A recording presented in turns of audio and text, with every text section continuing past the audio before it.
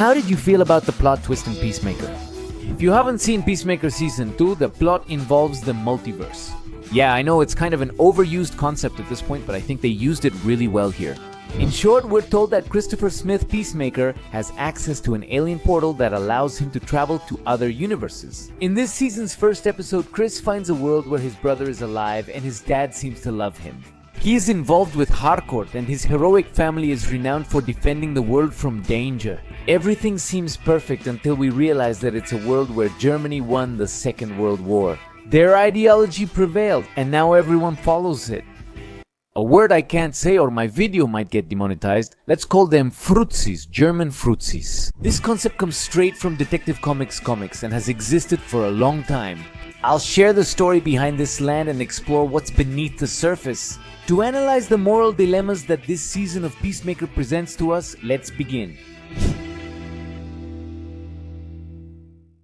Let's begin with the comic story, since I find it very interesting. The alternate Earth in Peacemaker's second season features only white people because the Germans won World War II. Known in the comics as Earth X, I've noticed many people use these images to discuss it, but Earth X predates them by quite a bit. In fact, its first appearance dates back to 1973. In a story where the Justice League and the Justice Society accidentally traveled to this Earth. And it turns out that back then there was an annual crossover between these two teams. Stories where the League and the Justice Society would constantly travel to other Earths where they met various allies and enemies, like the Crime Syndicate of Earth 3 or the Freedom Fighters of Earth X.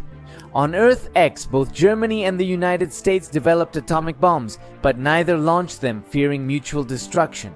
The war continued until the late 60s when Germany's new hypnotic ray defeated the Americans. But despite their victory, there were still some heroes. Since a team of heroes known as the Freedom Fighters led by Uncle Sam, the embodiment of American patriotism, began to sabotage the German plans and eventually defeated them with the League and Justice Society's help. After several reboots, Earth X reappeared under the same name, and part of its story is shown in Multiversity. Kal-El's rocket landed on a girl in Slovakia under a German control in 1933. So Adolf uses little Kal, who as Obermann helps him win World War II. 17 years later and 80 years after that, Obermann leads the German Empire with his own Justice League. He is haunted by his past ideological mistakes and by terrorists who speak English, a now forgotten language, led by none other than Uncle Sam, who eventually also manages to defeat this new league. This comic is very interesting and closely relates to the Peacemaker series for one reason.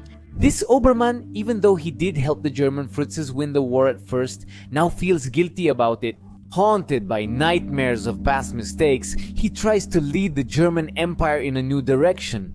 Very different from what we see in adaptations like the Arrowverse, Crisis on Earth X, where we did see much more stereotypically evil versions of each of the main heroes of this universe. With this context, we can better analyze the story this season of Peacemaker presents. Notice that the Earth X shown here isn't the typical evil military state from the Arrowverse or the original comics where it first appeared. Instead, it's more like what's seen in the United States, where working families, businesses, and people move about freely. Except they have a camp for people they deem dangerous or undesirable. Chris didn't even realize he was in a Fruitsy world. Now, let's examine the first point. Why didn't Peacemaker notice only white people were around him on the other Earth?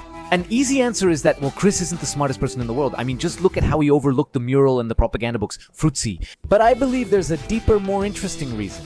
This may be due to privilege bias, a well-documented tendency, which makes people not notice injustices that don't affect them directly. Not necessarily because they're bad or support those injustices, but often because they simply don't notice them. For Peacemaker, he appears to have it all in this new universe: recognition, love, and a caring family. Why would he see a problem in a reality where everything goes his way? Adebayo noticed it right away when she stepped outside. In this alternate reality, it's a dramatic and radical example. But this bias also makes us think in everyday life, sometimes unconsciously, that if we don't have a problem, surely others don't either. That's why we see so many videos on social media of people claiming that everyone has 24 hours in a day. If you don't have time to exercise, meditate, read, work, pray, take ice baths, and run a marathon in Tarahumara sandals, well, the problem is that you're not getting up early enough. However, such discourse overlooks that people using public transportation in Mexico City spend an average of 2.5 hours daily on it, which shows us that the reality we experience is different from what other people are living. In this case, the fact that Peacemaker didn't notice such obvious signs is an exaggeration for comedic purposes. But we should also ask ourselves what problems we're ignoring. Another point I found very interesting about the series is that they didn't portray this fruity reality as full of evil people. Instead, we see people with jobs, relationships, and families living peacefully. The difference is they have people of a different skin color trapped elsewhere. This makes us wonder if it's possible. Is it possible that people who are generally kind and loving to their loved ones could also be capable of committing such horrible acts? Although it seems hard to believe, history shows that it's true, and to prove it, we don't have to travel to an alternate reality through a dimensional door. We just need to take a look at the past of the United States. Life in that country before the 1960s civil rights movement was much like life on Earth. For some people, everything seemed normal and orderly. While families strolled and churches were full, strict segregation laws still applied to people of African descent. How serious was the problem? Let's begin. People of African descent were forced to give up their seats on buses, they weren't served in certain places, and there were special bathrooms for them. They couldn't attend the same schools and had more difficulty finding jobs. Until 1967, it was illegal for white people to marry those of African descent. In general, they were treated as second-class citizens. Something that is extremely ironic for a nation that had fought just a few years earlier against another person who also believed that there were superior races to others. Still, we couldn't say everyone from that time was evil. Many were ordinary people who simply didn't stop to think about the moral implications of their actions because the system benefited them. In fact, there's a theory that helps us understand much better what's happening in this season of Peacemaker on Earth X from the Peacemaker series. We see a seemingly normal society, but one that is completely okay with discriminating against and imprisoning a sector of the population that's different from them. Is this something that could happen in our world? There's a brutal example that seems to indicate that it could. In the 1960s, Adolf Eichmann, a German World War II criminal responsible for many atrocities against Jews, was captured after years in hiding and put on trial. Some officers described him as a small, soft, rather pathetic and ordinary man. He didn't look like someone who had killed millions of our people, but he organized the massacre. Similarly, philosopher Hannah Arendt, who attended his trial, said he lacked anti-Semitic traits. Traits of a twisted or mentally ill personality didn't define him. His reality was far more common and frightening. He was just a man focused on career advancement, efficiently following orders without considering the consequences. We often see German World War II criminals as twisted monsters and typical villains. Most were actually quite normal people, which I find even more terrifying. This is when Hannah discussed the banality of evil. She says that often history's worst acts aren't committed by monstrous people. Ordinary individuals who simply followed the rules of the system without questioning them. It's often not about sadists or monsters, but about obedient, bureaucratic, functional people. That's why I find their portrayal in Peacemaker so interesting. Earth X clearly illustrates Hannah's point. The villain doesn't always show up with a demonic face. Sometimes he appears with an ordinary face, a daily routine, and a smile in the scene. Does this concept of the banality of evil help us understand how people on Earth X can live so peacefully with a deeply unjust and even inhuman social structure without perceiving it as such? That said, some people do share these ideals. Not for convenience, but from conviction, since they fully support exercising this kind of violence. A very clear case of this can be seen in Augie Smith, Peacemaker's father, who does fit the entire white supremacist stereotype.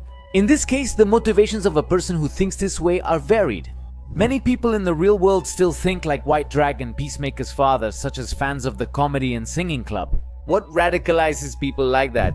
A key factor is their sense of perceived threat, which says that if a person feels that their social, economic, or cultural status is threatened, they are more likely to cling to authoritarian ideologies to protect that status. In other words, a person can become radicalized if they feel that another group is taking away some of their privileges or spaces. Another factor is that many young people today feel excluded or disconnected from society, which leads them to approach these radical groups who offer them belonging, purpose, and a simple narrative of good versus evil, where they constantly feel like they're living in some kind of war mode. Unfortunately, this is a situation that is on the rise since, according to reports, the number of groups with ideas like White Dragons reached a historic high in 2023 with 165 active organizations in the United States alone. This is due to many factors, among which is this narrative of intense struggle that has been promoted in recent years in American politics. Rising social media use and more open forums like 4chan. These organizations are already recruiting in unexpected places. For example, the Australian police reported finding active recruiters on the Roblox platform. Here, these people spread extremist narratives, share propaganda, and raise funds by exploiting emotionally vulnerable youth. It feels like something from the past, but sadly these discourses are still active and increasing today. Ultimately, I find this the most disturbing aspect of the new season of Peacemaker. A parallel reality where Germany won the war, yet it initially appears much like ours, which makes us reflect on how seemingly normal and functional societies have been able to normalize high levels of violence throughout history. Because these horrors are not only the result of monsters, but also of ordinary people who simply didn't speak up or didn't reflect when they should have. In a way, the second season of Peacemaker and Earth X make us think that the real villain is not only out there in another dimension, but is also present in our own society. Through what we learn, what we share, and even through what we play. The interesting thing here is whether we are really noticing this or if we are conveniently looking the other way. Just because it's a problem we think doesn't affect us directly? Maybe we should also consider organizations and ideas labeled as radical or terrorist by our governments, to analyze in detail if they're really on the wrong side of history, or if they're people similar to the Sons of Liberty from Earth X. People who oppose, often through force, a system that also oppresses with force and results in an unjust society. It's definitely something to think about. If you also like to take superheroes very seriously, you would help me a lot by subscribing to my channel right here. I like to make video essays about pop culture and talk about these characters from a more social perspective. If you like this approach, check out these other videos you might enjoy. That's it for today. I'm Go the Geek Monitor, and keep looking beyond the obvious.